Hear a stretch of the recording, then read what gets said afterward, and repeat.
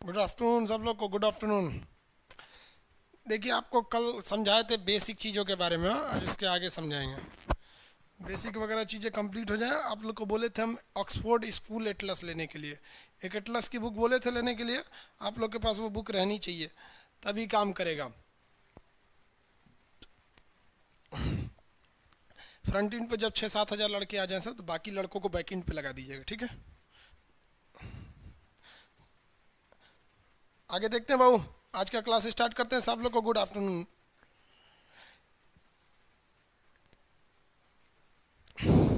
चलिए सब लोग को गुड आफ्टरनून। स्टार्ट करते हैं हम लोग पॉलिटी का क्लास। पॉलिटी का क्लास सुबह चलता है भाई। इसमें पॉलिटी का क्लास से क्या मतलब है,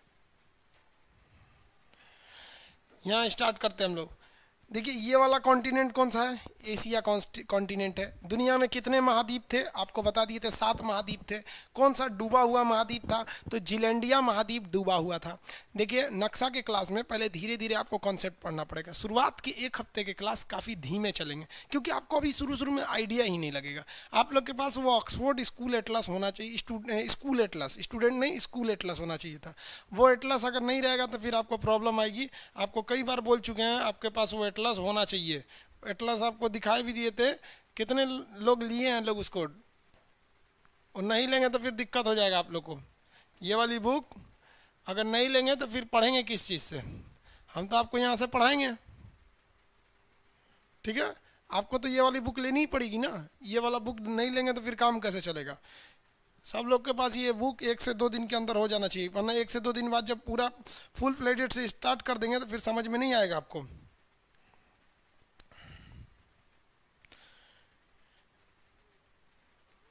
चलिए आगे देखते हैं हम लोग। ऑक्सफोर्ड का है, हिंदी में इंग्लिश दोनों ले लेंगे। कोई कोई एक ले लीजिएगा, कोई भी चलेगा।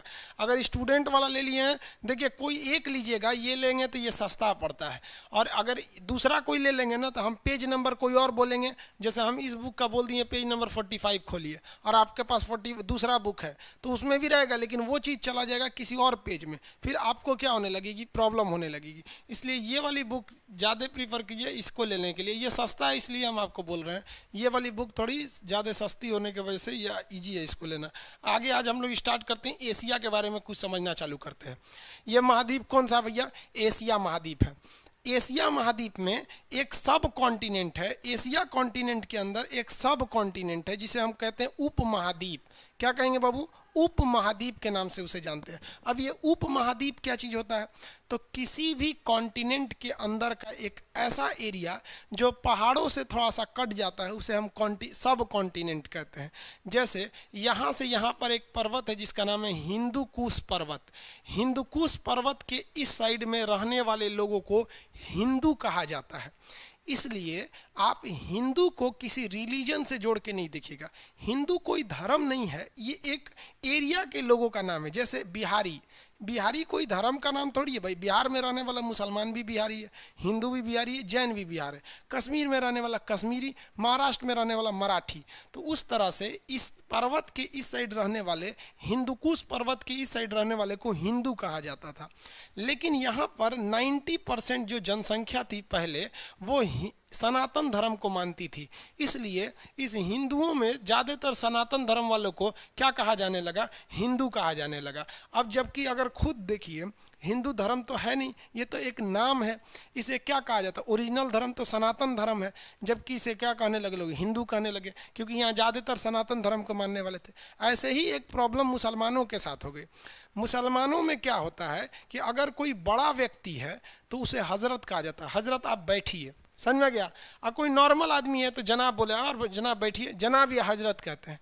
और बराबरी का रहता है ना, तो उसे मियाँ कहा जाता है। और मियाँ क्या हालचाल है? समझ में आ गया कि नहीं? तो मियाँ का मतलब होता है दोस्त, नहीं कहते हैं अरे भाई और क्या हालचाल।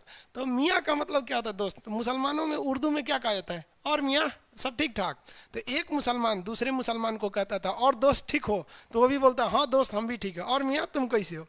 तो जो बाकी के लोगों को लगा कि एक मुसलमान दूसरे मुसलमान को मियाँ कह रहा है, तो मुसलमानों को लोग मियाँ मियाँ कहने लगे। अभी मुसलमान को कह दीजिएगा मियाँ तो गुस्सा आ जाता है। अरे भाई, उसको सनातन धर्म को तूने हिंदू बना दिया, मुसलमान को मियाँ बना दिया। चलो कोई बात नहीं, समझ आ गया। आगे देखते हैं। ये ये वाला पर्वत हो गया हिंदुकुश पर्वत। आगे बढ़े। अब इस हिंदुकुश पर्वत के इस साइड से एक और माउंटेन जाता है, ये माउंटेन का नाम है आपका हिमालय पर्वत। ये ऊपर वाला हो गया हिमालय, ये हिमालय हो गया, यहाँ पर देखिए ये हिमालय हो गए। ये जहाँ दोनों जाके लड़ जाते हैं ना, ये दोनों पहाड़, एक पहाड़ दूसरे पहाड़ पे लड़ जाता है, एक गधा दूसरे गधा पे चढ़ जाएगा तो दो गो गधा हो जाएगा। तो एक इधर से पहाड़ एक इधर से पहाड़, दोनों जाके चढ़ गया तो ये एकदम बड़ा पहाड़ हो गया। इसको हम लोग कहते हैं पामीर का पठार। क्या कहेंगे इसे? पामीर का पठार। दुनिया का छत कहा जाता है। दुनिया का छत किसे कहते हैं? पामीर का पठार। ये चाइना में है। ये दो पर्वतों से, इधर से कौन आ गया? हिंदुकुश, इधर से चला गया हिमालय। आगे बढ़ते रहेंगे, धीरे धीरे समझ में आएगा। अभी आपको हम इंट्रोड्यूस कर रहे हैं, अभी भी आपको एटलस का क्लास स्टार्ट नहीं है। अभी तो हम आपको बउआ की तरह, कैसे नर्सरी क्लास में जब एडमिशन होगा तो आप किसी भी क्लास में घूम जाइए, कुछ खा पी लीजिए, कोई चीज़ नहीं। अभी आपको 2-3 दिन समय लगेंगे पूरा एडजस्ट होने में, इतना जल्दी ये नहीं समझ में आ जाएगा। पहले थोड़ा सा आपको धीरे धीरे आइडिया लगाएगा। पॉलिटी की क्लास में पेमेंट होने के बाद क्लास ओपन नहीं हो रहा है। लोल कहीं का, तू लोग बकलोल है, तू लोग का करम फोर कहीं का। नाम और अपना पेमेंट का स्लिप व्हाट्सअप करके भेज दो। छोटा कहीं का बुद्धि नाम का चीज़ नहीं है। तुम्हें खाली इतना बोलता है कि पेमेंट नहीं हो रहा है, तो कहाँ से कोई तुमको सर्च करेगा? हाँ, बेवकूफ़ कहीं का, पढ़ा लिखा बेवकूफ़ है। तुम अगर मैसेज कर दे तो मेरा पेमेंट नहीं हो रहा है, तो क्या 2 लाख लड़कों में कहाँ खोजेगा आदमी कि तुम कौन हो? मोबाइल नंबर जो पेमेंट भेजो उसको और उसमें भेज दो। बुद्धि नाम का चीज़ नहीं है। हम पढ़ा लिखा उतना नहीं रहता है सब। दिल गुर्दा कोई कोई नहीं भेजिए यहाँ पर। ज्योग्राफी का क्लास आगे स्टार्ट होगा। ये बुक दुकान पे मिलेगा, ऑक्सफोर्ड स्कूल वाला।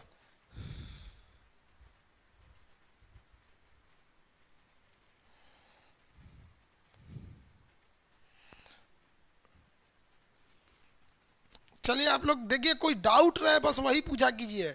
बाकी यहाँ पे उल्टा सीधा कमेंट मत पढ़िए, वरना हम कमेंटें पढ़ना छोड़ देंगे। फिर आपको पढ़ाएंगे चले जाएंगे, जिस तरह यूट्यूब पे कैसे आते हैं पढ़ा के चल जाते हैं। इसलिए आप डिसिप्लिन में रहेंगे। ये पर्वत का नाम हो गया हिंदुकुश पर्वत, और ये पर्वत का नाम हो गया हिमालय पर्वत। अब एक म्यांमार के पास यहाँ एक पर्वत है जिसका नाम है आराकाम पर्वत। आराकाम पर्वत हो गया यहाँ पर। बताइए तो भारत को म्यांमार से कौन अलग करेगा? आराकाम पर्वत। भारत को चाइना से कौन अलग करेगा? कौन सा पर्वत अलग करेगा भैया? हिमालय पर्वत। और ये इधर कौन अलग करेगा? ये हो गया हमारा हिंदुकुश पर्वत। अब खुद देखिए नीचे में कौन सा हो गया? नीचे में ये समुंदर हो गया। नीचे में क्या हो गया? समुंदर हो गया। अब अगर आप भारत में इस एरिया में आना चाहते हैं तो ये एरिया पूरी तरह सेफ है। नीचे से इसकी रक्षा समुंदर कर रहा है, ऊपर से इसकी रक्षा पर्वत कर रहे हैं। तो ये अपने ही महाद्वीप यानी एशिया महाद्वीप में ही ये एक एरिया थोड़ा सा कट गया है। और यहाँ का जो कल्चर है वो बाकी के लोगों के कल्चर से अलग है। जैसे देखिए, अगर इंडिया पाकिस्तान इंडिया अब ये बांग्लादेश नेपाल भूटान इस सब का कल्चर देखेंगे तो हम ही लोग की तरह। इन लोग का खाना पीना भी लगभग हम ही लोग की तरह मिलेगा आपको। ऐसा नहीं है कि लकड़ी से खाएगा सब चाइना वालों की तरह। ये खाली चाउमीन बर्गर उल्टा सीधा खा के रह जाता है, उतना तो हम लोग नाश्ता कर जाते हैं लोग।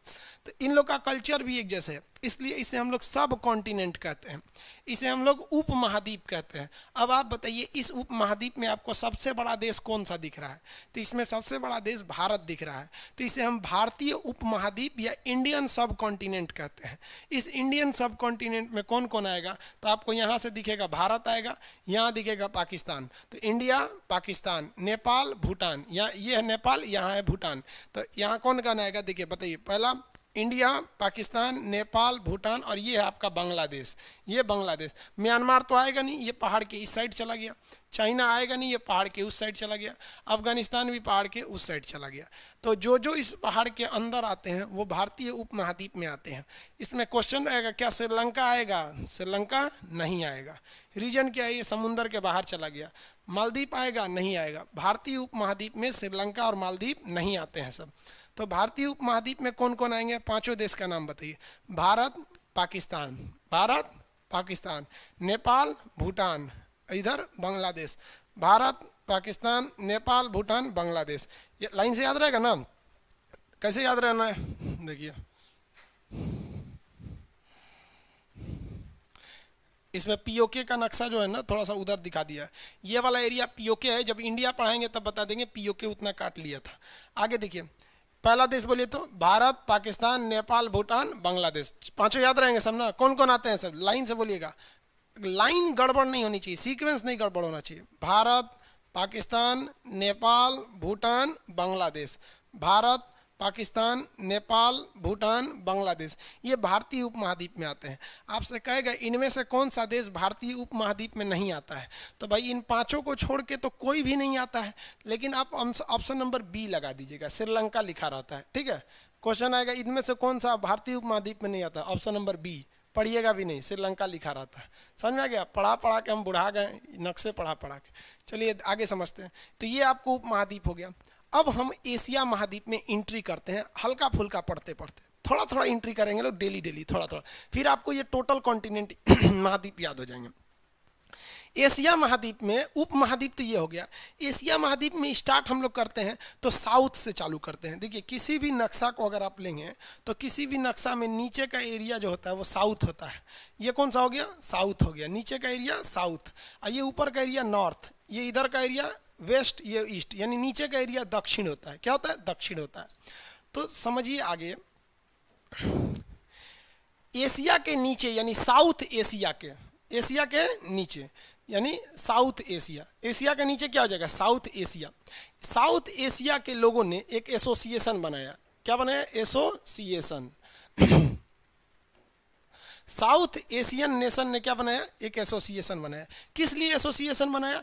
अपने क्षेत्र में आपसी सहयोग बनाने के लिए। तो किस लिए? रीजनल कोऑपरेशन के लिए, कोऑपरेशन के लिए, रीजनल कोऑपरेशन के लिए। तो साउथ एशियन एसोसिएशन मतलब दक्षिण एशिया के लोगों ने, नाम से समझिए, साउथ एशियन एसोसिएशन मतलब ये एशिया का जो साउथ का एरिया है, तो साउथ एशियन एसोसिएशन यानी एशिया के नीचे का एरिया, साउथ एशियन एसोसिएशन जो है, इस एशिया के नीचे के लोगों ने एक एसोसिएशन बनाया। किस लिए? रीजनल कोऑपरेशन के लिए, कि हम आपसी सहयोग करेंगे, आपस में मिलजुल कर रहेंगे। तो इसी को कहा गया, south Asian association for regional cooperation को सार्क कहा गया। क्या कहा गया? सार्क। तो सार्क एक देश है, ये देशों का समूह है सार्क देश। इसको हिंदी में कहते हैं दक्षिण एशियाई क्षेत्रीय सहयोग संगठन, जिसे दक्षेस कहते हैं। क्या कहते हैं? दक्षेस। तो ये सार्क देश है। क्वेश्चन आपसे पूछेगा सार्क में कितने कंट्री आते हैं? क्या कहेगा? सार्क में कितने कंट्री आते हैं? तो सार्क में तो सबसे पहले बताइए, ये एशिया है, तो एशिया का ये दक्षिण वाला एरिया हो जाएगा, ये पश्चिम वाला एरिया हो जाएगा, ये उत्तर वाला हो जाएगा, ये पूरब वाला हो जाएगा। ये पूरब हो गया, ये साउथ यानी दक्षिण हो गया, ये वेस्ट यानी पश्चिम हो गया, ये उत्तर हो गया, नॉर्थ हो गया। अब आपके मन में तो एक सवाल है कि भाई अगर ये बोल रहा है कि साउथ एशिया, तो ये वाला पार्ट तो आएगा नहीं, ये तो वेस्ट एशिया में आ जाएगा। कहेगा ईस्ट एशिया, तो ये तो ईस्ट एशिया में आ जाएगा। नॉर्थ एशिया, तो ये तो उसमें चला जाएगा, है कि नहीं? साउथ एशिया में यही सब आएंगे, सब साउथ एशिया। तो जो साउथ एशियन एसोसिएशन है उसमें कौन आएगा? यही सब आने वाले हैं सब। अब इस साउथ एशियन में 8 देश आते हैं। जिनको 8 देश याद नहीं है ना, उन्हें ये बहुत अच्छे से याद हो जाएगा। जो अपने को होशियार समझेगा वो जिंदगी भर होशियारे रह जाएगा। बकलोलई का काम मत कीजिएगा, चुपचाप शांति से पढ़ते रहिएगा। आप कमेंट में, चैट में वही लिखिए जो आपको प्रॉब्लम है। गुड मॉर्निंग, गुड आफ्टरनून नहीं लिखिए बाबू। हम गुड आफ्टरनून, गुड मॉर्निंग करेंगे, उसमें दिखेगा भी नहीं कितने लोग करके चलेगा, है कि नहीं? बात समझिए, पढ़े लिखे आप लोग, इसलिए जो प्रॉब्लम आएगा वही लिखा करेंगे लोग। अब इसमें 8 देश में से कौन कौन है? आसियान फिर लिखते हैं बाबू, आसियान अलग होगा। ऑक्सफोर्ड एटलस का संस्करण नहीं मिल रहा है। आज हम एक बार मार्केट में देख लेते हैं मिल रहा है कि नहीं। नहीं मिल रहा है। सुधीर पटेल जी, पंडित पटेल नहीं, पंडित जी हैं। वीडियो क्वालिटी लो है, आप देहात में रह रहे होंगे इसलिए आपका लो है।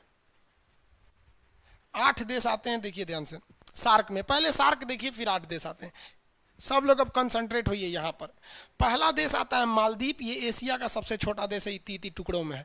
इतना ना टुकड़ों में बटा हुआ है कि इसका कोई हिसाब ही नहीं है। सार्क देश एकदम टुकड़ों में है। मालदीव, मालदीव को अगर आप देखेंगे तो ये समुद्र में बहा हुआ दिखेगा। इसकी जो तटरेखा है समुद्र में मालदीव की, वो इतना नीचे है समुद्र में मालदीव की, आप देखेंगे समुद्र में ये लगता है जैसे डूब जाएगा मालदीव। अगर हम यहाँ मालदीव दिखाएं आपको समुद्र में, तो ये मालदीव लगेगा आपको पूरे तरह से डूबा हुआ मालदीव। मालदीव एक मुस्लिम कंट्री है। देखिए पूरी लगेगा कि पूरी तरह से डूबा हुआ है। यहाँ सब लोग घूमने जाते हैं। ये देखिए मालदीव, ऐसे ही टुकड़ों टुकड़ों में मालदीव आपको मिलेंगे सब। यहाँ दिख रही है मालदीव, कुछ यहाँ पर है, कुछ वहाँ है, कुछ वहाँ है, तो सब लोग वहाँ छुट्टी मनाने जाते हैं मालदीव में। तो मालदीव बेसिकली जो है ना टूरिस्ट का एक हब एरिया है, यहाँ सब घूमने जाते हैं सर। इस तरह से घर और मालदीव में मिलेगा आपको यहाँ पर इस टाइप का। और ये मालदीव वाले जितने लोग होते हैं ये छुट्टियां मनाने के लिए मालदीव में अक्सर जाया करते हैं लोग। हमारे यहाँ आप लोग में भी जाइएगा लोग भाई छुट्टी उट्टी मनाने, शादी ब्याह हो जाएगा ना तो मैडम को लेके कहाँ जाइएगा आप लोग, मालदीव में। इस तरह से आपको एक ठो घर दे देगा सर घूमने फिरने के लिए। देखिए कितना बेहतरीन टाइप का लग रहा है मालदीव। पानी अगर बढ़ेगा समुंदर में ना सबसे पहले मालदीव डूब जाएगा। देखिए तो भैया कितनी ऊंचाई है इसकी, कत्ता थोड़ा सा पानी मिलेगा उधर चला जाएगा। अभी पानी में घर बनाया है देखिए इस तरह से। तो एशिया का सबसे छोटा देश है मालदीव। अगर समुद्र का स्तर उठेगा तो एशिया में डूबने वाला पहला देश मालदीव होगा। 1 से 1.5 मीटर ऊंचा है, ये डूब जाएगा। लेकिन इसकी इकोनॉमी इतनी बेहतरीन ढंग से है कि यहाँ पर बहुत से लोग टूरिस्ट आते हैं और सबसे ज़्यादा फायदा जो होता है उन्हें टूरिस्ट से होता है। कुछ कर जो घूमने जाते हैं ना दिल खोल के पैसा उड़ाते हैं। 10 दिन लाएंगे तो लाखों रुपया फूंक के चलाएंगे सर।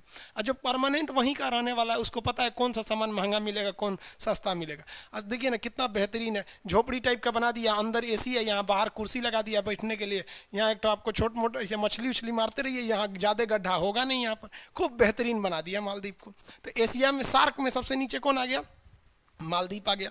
समझ में आ गया कि नहीं आ गया। तो ये कौन हो गया, मालदीव। मालदीव की राजधानी माले। जो जो देश बताएंगे आपको उसकी राजधानी याद रहना चाहिए। यहाँ पर ये मुस्लिम कंट्री है, यहाँ ज़्यादातर लोग मुस्लिम रहते हैं। आगे बढ़ें, पहला मालदीव हो गया। दूसरा देखेंगे तो दूसरा में आ जाएगा श्रीलंका। दूसरी कंट्री में श्रीलंका आ जाएगी। खांसी हो गया, कोरोना तो ना हो गया हमको। ये हो गया श्रीलंका। श्रीलंका यहाँ पर अशोक ने अपने बेटा तथा बेटा महेंद्र और बेटी संघमित्रा को कहाँ भेजा था, तो वो भेजा था श्रीलंका में। श्रीलंका में बौद्ध धर्म के लोगों को अधिकता है।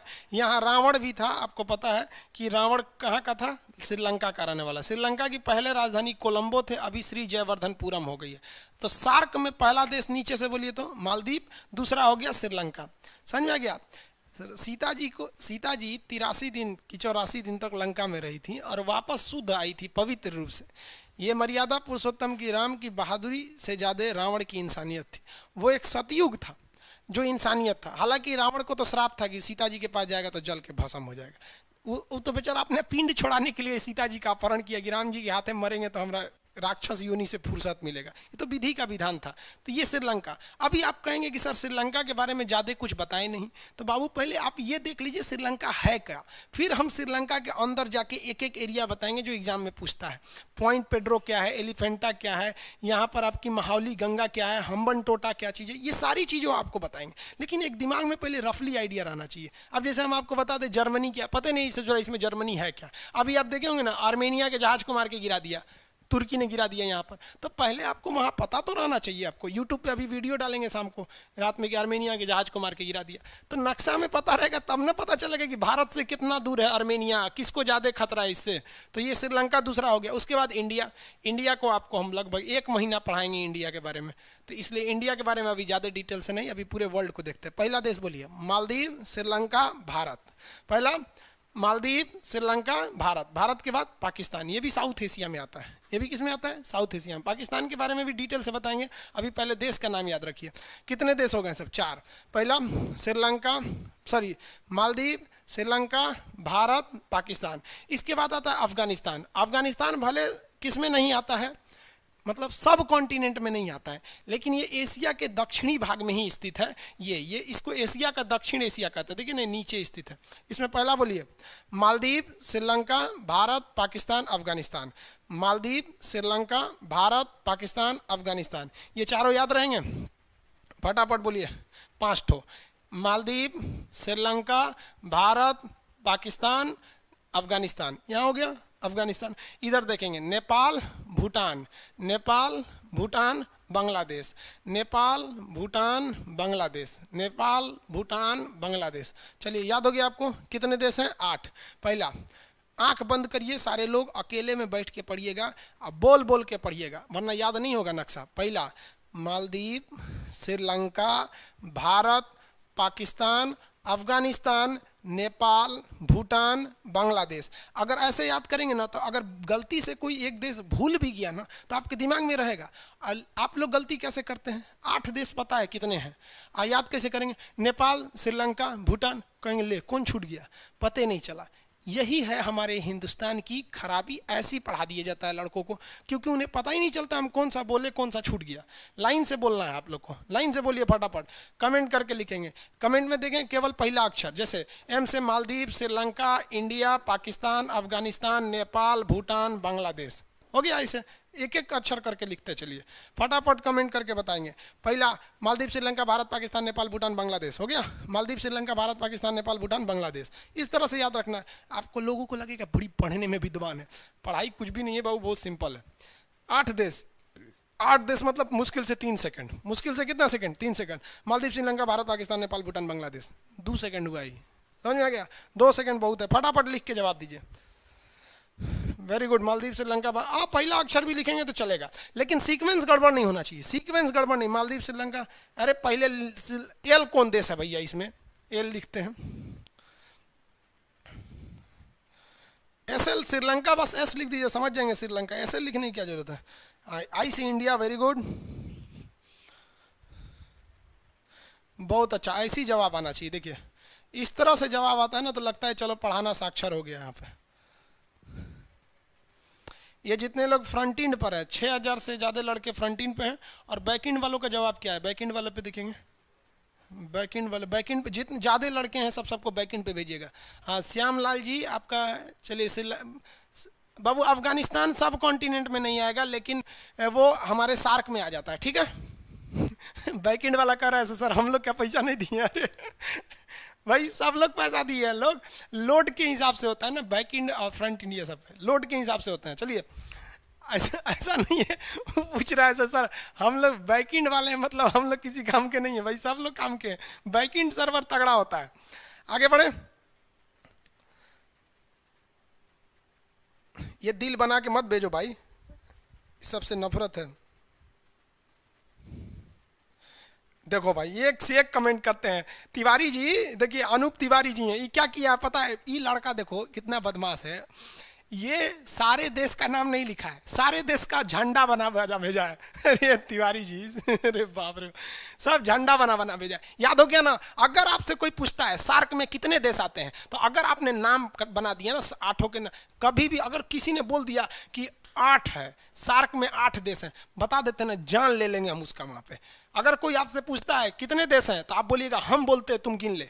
समझ में आ गया कि नहीं? तब आपको पता चलना चाहिए खान सर का स्टूडेंट है। एकदम पहचान है, अलग पहचान है कि खान सर के पास पढ़ा है, कहीं और पढ़ा है। पूछिएगा सार्क में कितने देश, अगर कह दिया 8, समझ जाइएगा हमारे पास नहीं पढ़ा है। और अगर बैक इंड वाले भी ध्यान देंगे लोग, सब लोग, अगर मान लीजिए पूछ रहा है कि सार्क में कितने देश हैं, अगर कह दिया हम बोलते हैं कि मालदीव, श्रीलंका, भारत, पाकिस्तान, नेपाल, भूटान, बांग्लादेश, समझिए अरे बाप रे बाप, हमसे सीनियर है, खान सर के पास पहले पढ़ लिया। समझ में आ गया? कितने देश? 8। कितने देश? 8। 2 सेकंड में बोलिए। अगर आप क्लास में बैठे हैं, कहीं भी बैठिए, रूम में जगह नहीं है, बाथरूम में मोबाइल लेके चलिए, उसी में बैठल रहिए। लड़का सब लड़की से बतियाता है ऐसे ना, तो बाथरूम में चल जाता है, टोटिया खोल देता है, उसमें भड़ भड़ भड़ आवाज़ करते रहता है, अंदर बतियाता है, हाँ हाँ कैसी हो, ओ लोल कहीं का, वैसे घुस जो कहीं। बोलो फटाफट, अपने जहाँ पे हैं वहाँ बोलिए, मम्मी को सुनाइए, पापा को सुनाइए, बोलिए, ताकि लोगों को लगे कि हाँ लड़का पढ़ रहा है।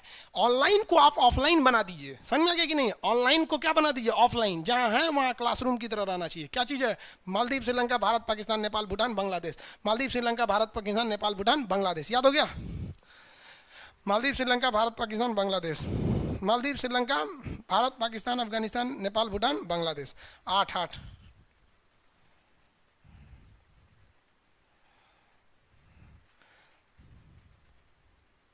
समरकंद आ गया भाई, समरकंद। अरे भाई अभी सार्के का कोई खास नहीं, अब आगे बढ़े।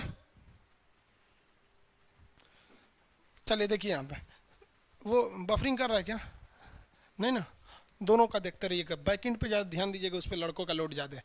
अब एक काम करते हैं, अब थोड़ा सा हम लोग ना इन 8 के बारे में कुछ डिटेल से जानकारी ले लेते हैं कि भूलेगा नहीं। हम कहते हैं कि 8 भूल जाएगा, लेकिन हम ऐसा काम करते हैं कि भूलवे नहीं करें। जैसे आप किसी रेलवे स्टेशन पे गए, वहाँ हजारों लोग मिलते हैं, लेकिन कुछ लोग याद रह जाते हैं, कुछ नहीं याद रहते हैं। आप चाहते हैं कि हमको कोई ना भूले तो कुछ ऐसा कांड कर दीजिए कि न भूले, जैसे उसको बुला के एक लोटा खेखार थूक दीजिए मुंह में भचाक से, आपको नहीं भूलेगा वो।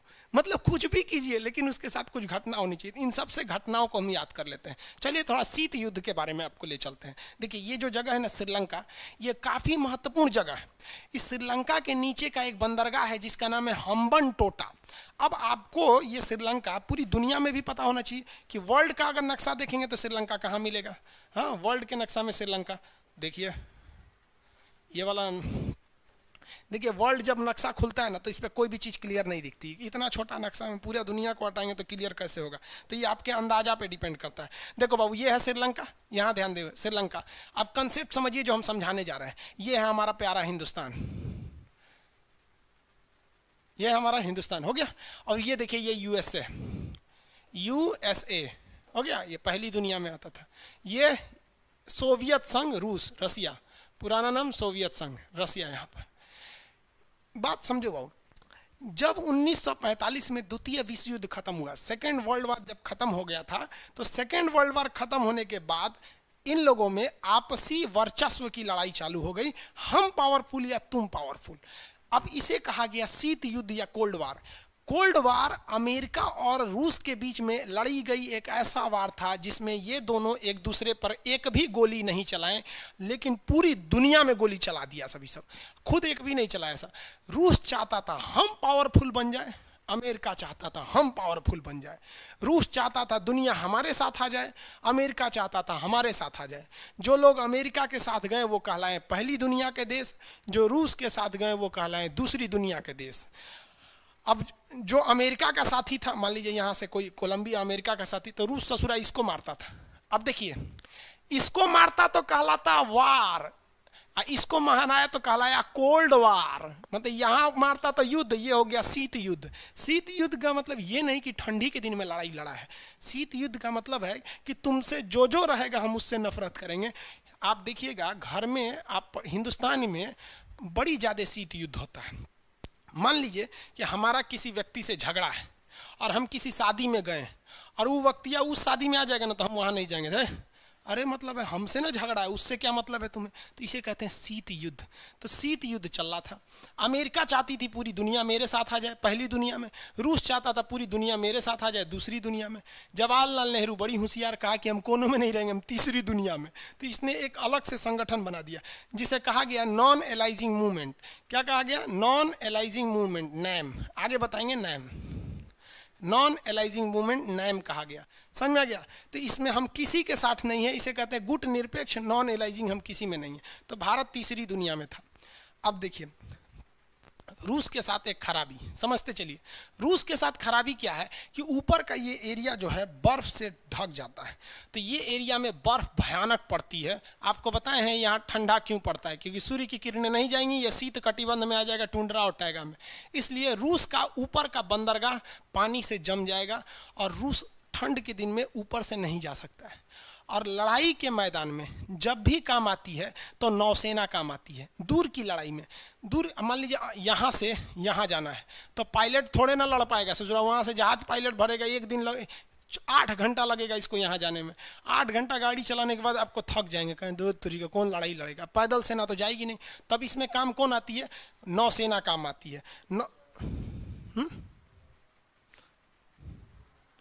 नहीं अभी समझा देते हैं। उसमें बैकएंड वाले लोग आप लोग परेशान नहीं रहिए, सब लोग को बता देते हैं। बैकएंड पे थोड़ा सा सर्वर लोड ज़्यादा है, इसलिए वहाँ पे थोड़ा सा बफर कर सकता है, वो भी 1-2 मिनट में शांत हो जाएगा। तो ये ऊपर से ये नहीं जा सकता है, तब ये क्या करेगा? नौसेना भेजेगा, क्योंकि नौसेना की जहाज़ें बड़ी बड़ी होती हैं, उसमें बेडरूम सोने होने का सब जगह होता है। सारे फौजी सोए रहेंगे, जो चलाने वाले रहेंगे 8-10 तो वो चलाएंगे। जब ये नौसेना की जहाज़ें यहाँ पहुँच जाएगी तो वो सब जग के इसको मार देंगे सब। तो दूर की लड़ाई में कौन काम आता है? नौसेना काम आती है। अब एक खराबी देखो भैया, ये जो है आपका अमेरिका, यूएसए, इसके पास बर्फ नहीं जमता है क्योंकि ये तो बहुत दूर है। तो इसकी नौसेना यहाँ तक जा सकती थी, लेकिन उसकी कैसे आती? तब इसके लिए रूस जो था इस रास्ते से आता था, इस रास्ते से जाके हमला करता, लंबा पड़ जाता। तो रूस जो है वो ठंडी में इधर से नहीं आ सकता था, वो ठंड के दिन में इधर से आता था। अमेरिका ने कहा कि अगर हम क्या चीज?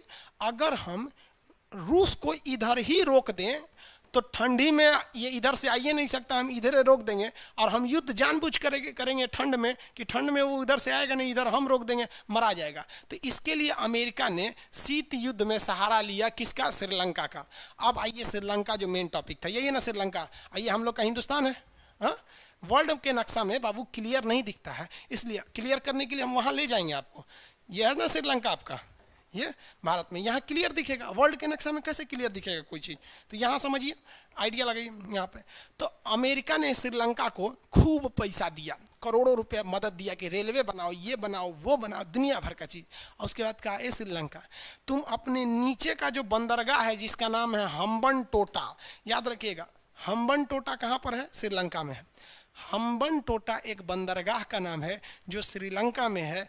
हम्बनटोटा बंदरगाह को अमेरिका ने कहा कि भाई तुम इसको हमको दे दो, इसका किराया तुम हमसे लेना।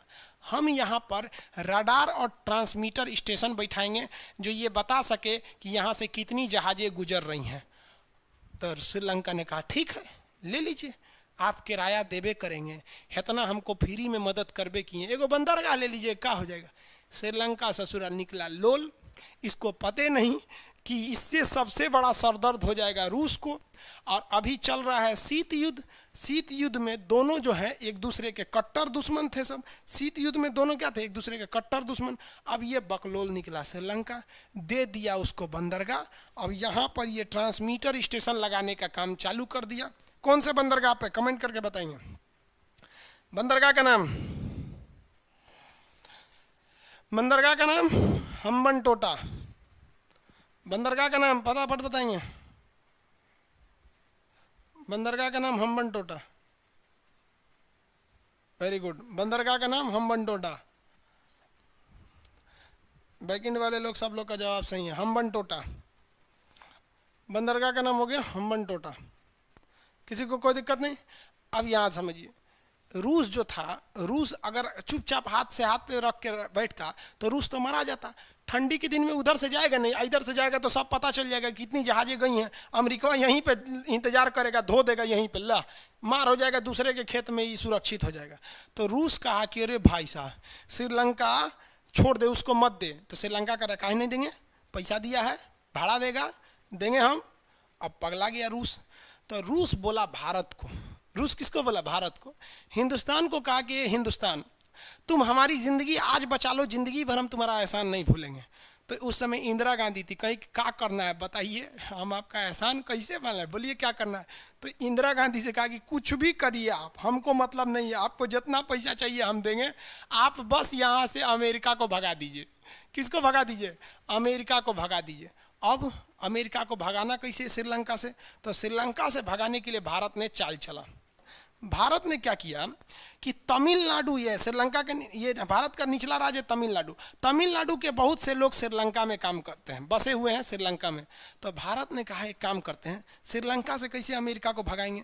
तो उन्होंने क्या किया, तमिलनाडु के लोगों का एक संगठन है जिसका नाम था, उन्होंने तैयार कर दिया लिट्टे, LTTE, LTTE, liberation tigers of Tamil इलम। इसका नाम क्या है? लिबरेशन टाइगर्स ऑफ तमिल इलम, लिबरेशन टाइगर्स ऑफ तमिल इलम। ये एक विद्रोही संगठन है। ये घुस गया श्रीलंका में और कहा कि श्रीलंका को दो भाग में बांटो, ऊपर का श्रीलंका मेरा और नीचे का श्रीलंका मेरा।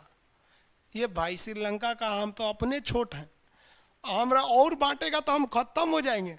तो LTT वालों ने कहा कि अरे तब हमसे लड़ाई लड़ो। इन लोग को हथियार भारत से मिल ही जा रहा था, क्योंकि रूस का कहना था कि भाई कुछ भी करके यहाँ से अमेरिका को भगाओ हम्बनटोटा से।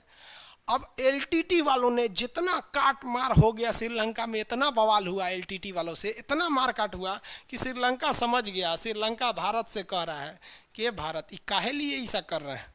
तो भारत ने कहा कि तू सोच रखूँ कि यहाँ से, हाँ, हम्बनटोटा दिला बिना का जरूरत हुआ, अमेरिका को भगाओ वहाँ से। तो श्रीलंका अमेरिका से कहता है कि भैया तू यहाँ से अपना ट्रांसमीटर स्टेशन अपना लेके चल जाओ यहाँ पे, और नहीं तो हमारा ये LTT वाला मार डालेगा। हम सब समझ रहे हैं इसके पीछे कौन है। तो यहाँ से अमेरिका को जाना पड़ा। और यहाँ से जब अमेरिका चला गया तो जो रूस था वो बहुत खुश हुआ भारत पे और कहा कि जीवन में कभी भी ज़रूरत पड़ेगा तो हम तुम्हारे साथ खड़े रहेंगे। तो आप बताइए, रूस भारत के साथ रहता है कि नहीं रहता है? रहता है। श्रीलंका में हम टोटा के चक्कर में बहुत लोग मराए थे लोग, एलटीटी वालों ने मार दिया। और जब अमेरिका चला गया ना तो भारत एलटीटी वालों को मार दिया। जा यहाँ पे इसलिए एलटीटी वालों ने मिला तो सोनिया गांधी के लड़का राजीव गांधी को उड़ा दिया, कहा कि तुम हमारे साथ खिलवाड़ कर रहा था, तुमको उससे बंदरगाह भगाना था तो तुम हमको भेज दिया, हम वहाँ पे कितने लोगों को मारे, फिर तुम हमको मार दिया। तो अंतर्राष्ट्रीय चीज़ों में कोई किसी का दोस्त नहीं होता है। एलटीटी समझ गया, कहेगा कि एलटीटी की समस्या कहाँ पर है? एलटीटी की समस्या कहाँ पर है? एलटीटी संगठन श्रीलंका में थी, मारे उड़ के ख़त्म कर दिया गया। समझा कैसे? एलटीटी ने किसको भगा दिया? अमेरिका को। हम लोग किसको भगा दिए? एलटीटी को। बाढ़ में जाओ। इसका बदला चुकाना पड़ा राजीव गांधी को, बम से उड़ा दिया सब राजीव गांधी को। आज भी रूस जो है, आज भी रूस किसके साथ रहता है? भारत के साथ। हम लोगों ने उसका बहुत बहुत कांड किया है। अब अमेरिका के लिए ना एगो नया दुश्मन हो गया। कौन? भारत। क्योंकि अमेरिका जान रहा था कि यही चोट्टा किया है, इसी की वजह से भागे हैं, इसलिए अब वो भारत से भी बहुत खफा हो गया। कहा कि भारत हम तुमसे भी अब बदला लेंगे। इसके लिए अब वो देखिए, ये यहाँ क्यों आना चाहता था? शीत युद्ध में डायरेक्ट हमला नहीं करेंगे हम, तुमको घेर घार के रखेंगे ताकि हम कभी भी तुम पे भारी पड़े। अब यहाँ पर है नेपाल। अब यहाँ देखिए आते हैं, अमेरिका अब कहाँ एंट्री मार रहा है? नेपाल में।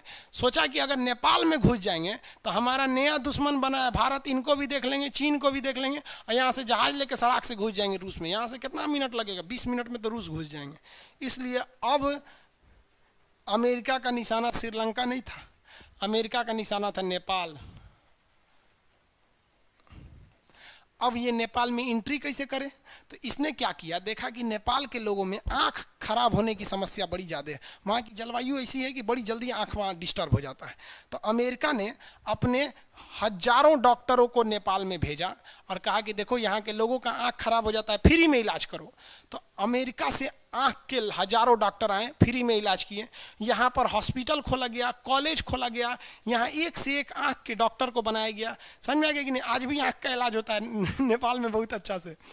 नेपाल पूछा कि अमेरिका इतना तुम पैसा काहे खर्चा कर रहा है हमारे ऊपर, हमारा आँख का डॉक्टर फ्री में, कॉलेज फ्री में। तो नेपाल का भारत ने, अमेरिका ने कहा, ए नेपाल सुनो ना, हमको तुम यहाँ एगो एयरपोर्ट बनाने को दे दो भाड़ा पे, हम उसका किराया देंगे, बनाएंगे हम ही सब, किराया देंगे। नेपाल का ठीक है ले लीजिए, कोई दिक्कत नहीं, आप हमारे लिए इतना कर रहे हैं। बकलोलवा इसको समझ में नहीं आ रहा है श्रीलंका का भी क्या हाल हुआ है कितना लोग कटाए हैं वहाँ श्रीलंका में, 6 लाख लोग मारा गए थे वहाँ।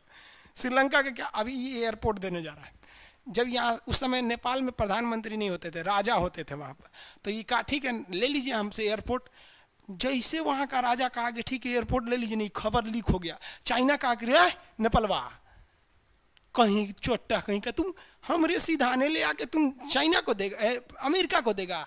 अब नेपाल कहा कि हम तोड़ा ना छोड़ेंगे। तो भारत ने कहा कि भाई चाइना उससे निपटा देगा। चाइना यहाँ पर ना, चाइना के उस समय राष्ट्रपति हुआ था माओ त्से-तुंग, माओ राष्ट्रपति थे। तो माओ ने अपनी 2-4 गो आतंकवादियों को घुसा दिया, जिसे कहा गया माओवादी। क्या कहा गया? माओवादी। भारत ने क्या घुसा दिया था? एलटीटी। चाइना ने क्या घुसा दिया? माओवादी। अब ये माओवादी चाइना में घुस गए। चाइना को पता था कि भारत ने श्रीलंका से अमेरिका को कैसे भगाया, यहाँ अशांति पैदा करके।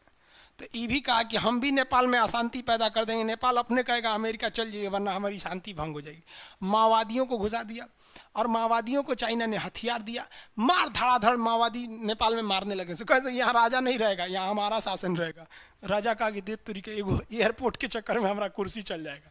तो अमेरिका से कहा कि भैया अपना एयरपोर्ट यहाँ से लेके चल जाइए। तो अमेरिका कहे कुछ नहीं होगा, हम हैं ना, कहा कि चुपचाप चल जाइए यहाँ से, न तो हम आप रहेंगे हम नहीं रहेंगे। तो अमेरिका यहाँ से भी चला गया। अमेरिका का दुश्मनी उस समय भारत से भी हो गया, चाइना से भी हो गया, रूस से तो पहले ही दुश्मनी था। अभी बताइए इसमें बेचारे नेपाल के लोग मारा गए माओवादी के चक्कर में। ये इसका मेन कारण क्या था? Cold war. देखिए अमेरिका ने रूस पे एक भी गोली नहीं चलाया, ना रूस ने अमेरिका पे चलाया। लेकिन देखिए श्रीलंका में 6 लाख लोग मारा गए, नेपाल में भी कई लाख लोग मराए थे लोग, इसी माओवादी के चक्कर में हजारों लोग मारे गए थे वहाँ पे। यहाँ से चला गया। लेकिन भारत देखिए, भारत ने एलटीटी को खुद ख़त्म किया था और चाइना इतना बड़ा खच्चर है, माओवादी भेज के ख़त्म नहीं किया। नेपाल क्या किया? माओवादियों को इंडिया में घुसा दिया, ये नक्सलवादी बन गए सब यहाँ आके। ये शीत युद्ध का नतीजा हम लोग झेल रहे हैं। समझ में आ गया कि नहीं आ गया? आगे बढ़े। इसके बाद अमेरिका कहा अब कहाँ जाए, तो अमेरिका पाकिस्तान में घुस गया। पाकिस्तान उसको सेना का अड्डा दे दिया वहाँ पर। अब पाकिस्तान सेना का अड्डा दे दिया, पाकिस्तान को कौन समझाएगा यहाँ पर? पाकिस्तान सेना का क्या कर दिया, उसको अड्डा दे दिया। अब याद रहेगा आप लोग को श्रीलंका, हम्बन टोटा बंदरगाह कहाँ है? श्रीलंका में।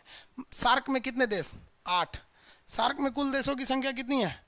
8 देश आते हैं सार्क में, याद रहेगा ना? सार्क में कितने देश आते हैं? 8। 8 के नाम मालदीव, श्रीलंका, भारत, पाकिस्तान, नेपाल, भूटान, भारत, पाकिस्तान, अफगानिस्तान, नेपाल, भूटान, बांग्लादेश। समझ में आ गया कि नहीं आ गया? किसी को दिक्कत? 8 देश। हम्बन टोटा बंदरगाह श्रीलंका में है। अभी रफली हम आपको बता रहे हैं, अभी श्रीलंका भी नहीं बताएं क्योंकि आप लोग के पास नक्शा ही नहीं है श्रीलंका का। आगे बढ़े। LTT,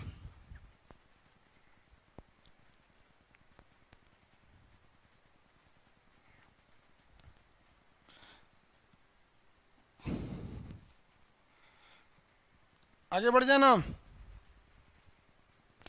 रसिया उधर से हमला, भाई अलास्का की ओर से हमला नहीं कर सकता। युद्ध के समय में चारों ओर से हमला करना चाहिए ना, कोई एक डायरेक्शन में थोड़ी ना। इसलिए सब चाहता है कि हम चारों ओर से हमला करें। इसलिए हम्बन टोटा का एरिया को ये सॉरी अमेरिका ने क्या किया था, प्रीफर किया था। ये जगह बोलिए कौन सा हो गया? मालदीव, श्रीलंका, भारत, पाकिस्तान, अफगानिस्तान, नेपाल, भूटान, बांग्लादेश। श्रीलंका के बारे में और अच्छा से पढ़ाई करते हैं लोग। चलिए श्रीलंका के बारे में देखते हैं।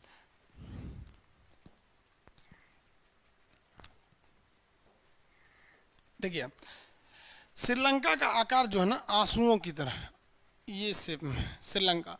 श्रीलंका पे भी पहले ब्रिटेन का अधिकार था। श्रीलंका जो था पहले वो ब्रिटेन का गुलाम था। श्रीलंका का ऊपरी भाग जो है जाफना कहलाता है। श्रीलंका का ऊपरी भाग जाफना कहलाएगा। देखिए ध्यान से, हल्का इस तरह बता दे रहे हैं श्रीलंका टाइप का। श्रीलंका का जो ऊपरी भाग है क्या कहलाता है? जाफना कहलाता है। आपके पास नक्शा नहीं है ना, जाफना। एक्चुअली आपके पास एटलस नहीं है, कोशिश करिएगा एटलस खरीदने के लिए। श्रीलंका का ऊपरी भाग क्या कहलाता है? जाफना कहलाता है। जाफना में कौन घुस गए थे? LTT। और जाफना के निचला भाग का नाम है एलिफेंटा। क्या नाम है इसका? एलिफेंटा पास। यहाँ पर पहाड़ों के बीच एक दर्रा है। देखिए 2 पहाड़ों के बीच के पतला रास्ता को दर्रा कहा जाता है, चौड़ा रास्ता को घाटी कहा जाता है। तो एलिफेंटा पास, ये क्वेश्चन कई बार पूछा है कि एलिफेंटा पास किस देश में? श्रीलंका में। एलिफेंटा पास के ऊपर वाली जमीन को क्या कहते हैं? जाफना कहते हैं। जाफना को अलग करने की लड़ाई कौन लड़ रहा था? आपका LTT लड़ रहा था। यहाँ का सबसे ऊपरी बिंदु क्या है? Point Pedro. क्या है? Point Pedro. क्वेश्चन पूछेगा इनमें से कौन सा देश भारत में, इनमें से कौन सा जगह भारत में नहीं है? आप ऑप्शन डी लगा दीजिएगा। क्या लगाएंगे? Option D. ऑप्शन डी पे लिखा रहता है point Pedro. Point Pedro Jaffna का भाग है। किसका भाग है? जाफना। तो जाफना से 3 क्वेश्चन पूछेगा। जाफना कहाँ है? श्रीलंका के ऊपरी भाग में। जाफना का ऊपरी बिंदु क्या कहलाता है? पॉइंट पेड्रो कहलाता है, जो भारत में नहीं है। उसके बाद और क्वेश्चन पूछेगा जाफना और श्रीलंका का मेन अलग करने वाला कौन सा दर्रा है? एलिफेंटा दर्रा है। किसी को कोई दिक्कत नहीं। श्रीलंका का निचले बंदरगाह का नाम क्या है? हम्बन टोटा। बंदरगाह का नाम क्या है भैया? हम्बन टोटा। श्रीलंका का निचला बंदरगाह का नाम हम्बन टोटा। किसी को कोई दिक्कत नहीं। श्रीलंका के इस साइड में इसकी राजधानी है श्री जयवर्धनपुरम। पहले राजधानी थी कोलंबो, अभी राजधानी क्या है? श्री जयवर्धनपुरम। श्रीलंका की वर्तमान राजधानी श्री जयवर्धनपुरम। श्रीलंका हम लोगों से ज़्यादा चाय को दूसरे देशों को बेचता है, लेकिन हम लोगों से ज़्यादा वो चाय उगाता नहीं है। देखिए हम लोग जो हैं चाय बहुत ज़्यादा मात्रा में उगाते हैं, लेकिन उससे भयानक टी जाते हैं। घर में कोई घुसा, चाय पिलाओ जी, लगता है जैसे चाय पीने के लिए आया। कुछ अरे चाय पी लीजिए, क्या चाय पी लीजिए, घुसते ससुराल चाय पी लीजिए। ससुराल, नैहर, सौतन के घर, कहीं घुसिए, हाँ कौन जी चाय पीजिए। तो भाई हम लोग छोड़ते कहाँ हैं, डकच जाते हैं पूरा चाय। श्रीलंका के लोग चाय नहीं पीते हैं, इसलिए वो लोग चाय को दूसरे देश को निर्यात कर देते हैं। श्रीलंका के नीचे का बंदरगाह का नाम हम्बन टोटा। श्रीलंका की वर्तमान राजधानी कोलंबो है। श्रीलंका की वर्तमान राजधानी कोलंबो। अब एक चीज़ समझिए, श्रीलंका और भारत के बीच में जो समुद्र है वो बहुत पतला है। श्रीलंका और भारत के बीच में जो समुद्र है ना बहुत पतला है। देखिए दिखा देते हैं। अब ये दिखेगा नहीं, आप लोग को ज़्यादा चौड़ा कर देंगे तो। यहाँ दिख रहा है श्रीलंका। तो ये समुद्र जो है ना बहुत ही पतला है, यहाँ पे पानी वाली जहाज नहीं जा सकती है। अब ये इसे लोग कहते हैं आदम ब्रिज, इसी को कहते हैं लोग राम सेतु। समझ में आ गया। ईसाई और मुस्लिम परंपरा के हिसाब से यहाँ से आदम गए थे और हिंदू परंपरा के हिसाब से यहाँ से राम जी गए थे, तो इसे राम सेतु या आदम ब्रिज कहा जाता है। इसको ना गड्ढा नहीं है, इसलिए यहाँ से अगर जहाज को जाना है तो श्रीलंका हो के जाता है, या इधर से किसी जहाज को जाता है तो ये श्रीलंका पार करके जाता है। जबकि अगर ये गहरा होता तो इतना लंबा दूरी नहीं तय करनी पड़ती, हम लोग यहीं से इस साइड में जा सकते थे। तो कहा जाता है कि इसको गहरा कर देना चाहिए।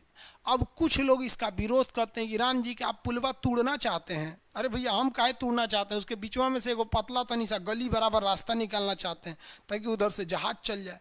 दिक्कत समझिए क्या है कि कुछ लोग देश को किस तरह से चौपट कर रहे हैं। ये हम्बनटोटा बंदरगाह जो है वर्तमान समय में चाइना ले लिया है। अभी हम्बनटोटा बंदरगाह किसके कंट्रोल में आ गया है? चाइना को। चाइना क्या करता है, दूसरे देश को इतना ज़्यादा कर्जा दे देता है कि वो कभी भी उस कर्जा से बाहर नहीं आ पाते हैं। तो ये चाइना के कंट्रोल में है। अब युद्ध की स्थिति में आप बताइए, आपकी मान लीजिए इधर आपकी जहाज़ें मारी गई, तो आप इधर से जहाज़ लेके जाइएगा इस साइड में, तो यहाँ से तो चाइना बैठा हुआ यहीं धो देगा आपको। तो यहाँ हमको ज़रूरत पड़ेगी ना एक बाईपास रूट इधर से। तो यहाँ लोग कह रहे हैं कि नहीं राम जी का पुल है। अरे भाई राम जी का पुल थोड़े, वो तो लाने के लिए गए थे। समझे कि नहीं समझे। अब इसके चक्कर में अब आप बताइए इसको गहरा करना चाहिए कि नहीं। तोड़ने की बात थोड़ी है भैया, पूरा राम सेतु इतना बड़ा है, इसमें पूरा थोड़ी ना, थोड़ा सा एरिया को बस गहरा करना है ताकि यहाँ से जहाजें निकल सके लो। लेकिन जानते हैं ना, नेताओं को एक बहाना चाहिए, कैसे भी एक बहाना दे दो ताकि वोट मिल जाए। क्योंकि धर्म के नाम पर वोट मांगना बहुत ही आसान होता है। उसके बाद जाति के आधार पर मांग लीजिए, उसके बाद विकास के आधार पर। जनता भी विकास के नाम पर वोट नहीं देती है और जनता नेताओं को गरियाती है। अरे बाबू तुमको जाति के हिसाब से वोट दिया था तो क्या विकास मिलेगा? जाति मिल रहा है तुमको। तो ये गड्ढा करना चाहिए, क्योंकि युद्ध की स्थिति में ये बहुत घातक हो जाएगा। हम यहाँ से जा नहीं पाएंगे। समझ में आ रहा है कि नहीं आ रहा है? किसी को कोई दिक्कत नहीं है यहाँ पे? आगे बढ़ जाए। श्रीलंका समझ में आ गया। श्रीलंका किस चीज़ का निर्यातक है? श्रीलंका निर्यात किस चीज़ का करता है? चाय का। श्रीलंका पहले किसका गुलाम था? ब्रिटेन का। निचला बंदरगाह का नाम हम्बनटोटा। वर्तमान राजधानी श्री जयवर्धनपुरम। उससे पहले की राजधानी श्रीलंका की उससे पहले बहुत पहले अनुराधापुर राजधानी थी उसकी। उससे क्या मतलब है? श्रीलंका की सबसे बड़ी जो नदी है उस नदी का नाम है महावली गंगा। नदी का नाम क्या है? महावली गंगा। महावली गंगा। महावली गंगा श्रीलंका की सबसे लंबी नदी महावली गंगा। श्रीलंका की सबसे बड़ी नदी है महावली गंगा। ठीक है, आप लोग का कल इसका पीडीएफ लोड कर दिया जाएगा और कल आप लोग एटलस जरूर लेके रखेंगे लोग। एटलस में क्या है कि आप किसी और भी कंपनी का अगर एटलस लेंगे तो केवल पेज नंबर का डिफरेंस रहता है, तो ढूंढने में थोड़ा आपको टाइम लग जाएगा। जैसे अभी मान लीजिए ऑक्सफोर्ड वाले में पेज नंबर 47 पे है श्रीलंका, और आप कुछ और ले लेंगे तो वहाँ श्रीलंका कहाँ रहेगा, फिर आपको ढूंढने में प्रॉब्लम होगा। बस इसीलिए कर रहे हैं, और कोई प्रॉब्लम नहीं है। सबसे लंबी नदी महावली गंगा। कौन सा दर्रा है? एलिफेंटा दर्रा। सबसे ऊंची बिंदु यहाँ पे पॉइंट पेड्रो। ऊपर का राज जाफना। कौन से संगठन? एलटीटी। समझ में आ गया आप लोग को? श्रीलंका के बारे में कोई दिक्कत नहीं है।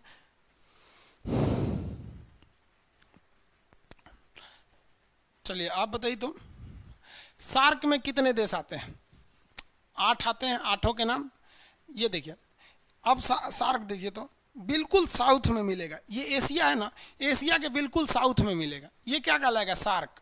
और सार्क से थोड़ा ईस्ट में जाएंगे ना तो ये मिल जाएगा आसियान। ये क्या है? आसियान एसोसिएशन ऑफ, देखिए एसोसिएशन मतलब ग्रुप, साउथ ईस्ट एशिया। देखिए साउथ में भी है और ईस्ट में भी है। ईस्ट मतलब पूरब, तो पूरा तरफ पूरब में नहीं है, ये तो पूरा पूरब में हो जाएगा। वो कह रहा है साउथ में भी नहीं है। क्या कह रहा है? South east Asia. South east Asia. तो देखिए ये साउथ हो गया, ये ईस्ट हो गया, तो बीच में यही ना होगा। साउथ ईस्ट एशियन नेशन है सर। नेशन मतलब देश। इन लोग का एक संगठन है, इसे कहते हैं आसियान। तो आसियान में 10 देश आते हैं। तो ये देखिए ये सार्क हो गया, ये आसियान हो गया, ये ईस्ट एशिया हो गया, ये सेंट्रल एशिया हो गया। यहाँ पे ऐसे एशिया खत्म हो जाता है। अभी धीरे धीरे आगे बढ़ेंगे लोग। आप लोग समझ में आ गया इसको? आज के लिए इतना ही रहने देते हैं, क्योंकि एक ही बार में नक्शा ज़्यादा पढ़ लेंगे तो दिक्कत हो जाएगा। पहले धीरे धीरे स्पीड बढ़ाएंगे लोग, एक हफ्ता तक। इस हफ्ते तक धीरे धीरे ही चलेगा। समझ में आ रहा है कि नहीं आ रहा आप लोगों को? किसी को कोई दिक्कत नहीं है?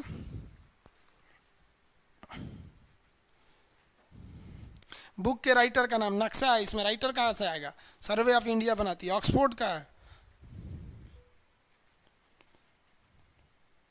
बाबू पेज नंबर दोनों का बता।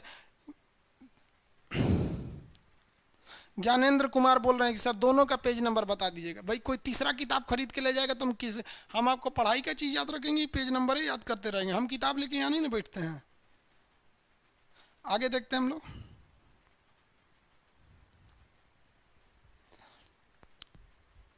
मेरे पास स्टूडेंट एटलस है, जिसके पास है उसको खरीदने की जरूरत नहीं है।